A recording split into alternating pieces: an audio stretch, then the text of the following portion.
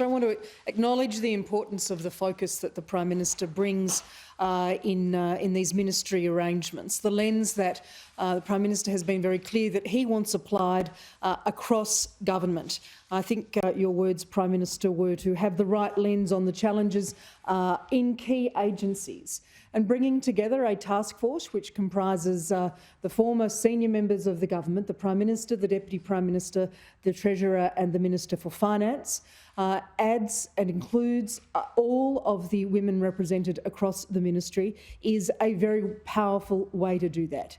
It puts addressing these issues at the centre of government, and that is absolutely the focus that this brings. I think the increase of the, I also welcome the increase of the number of women in Cabinet, again, to see it back to its highest level.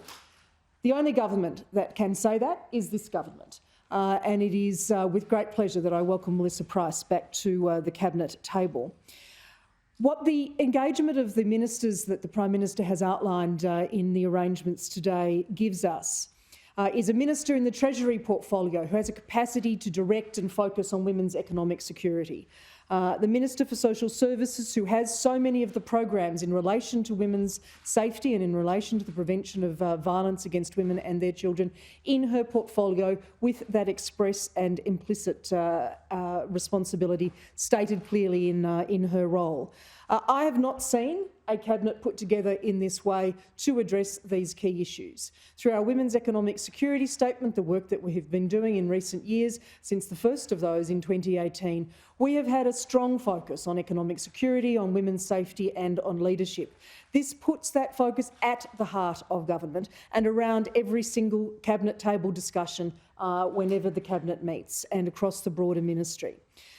We know that the last few weeks have been extraordinarily challenging, confronting and difficult for so many people in this country, but none more than those women who have had to deal with or address assault or harassment or inappropriate behaviour in their workplaces, in their communities, in their social life, in their families across Australia.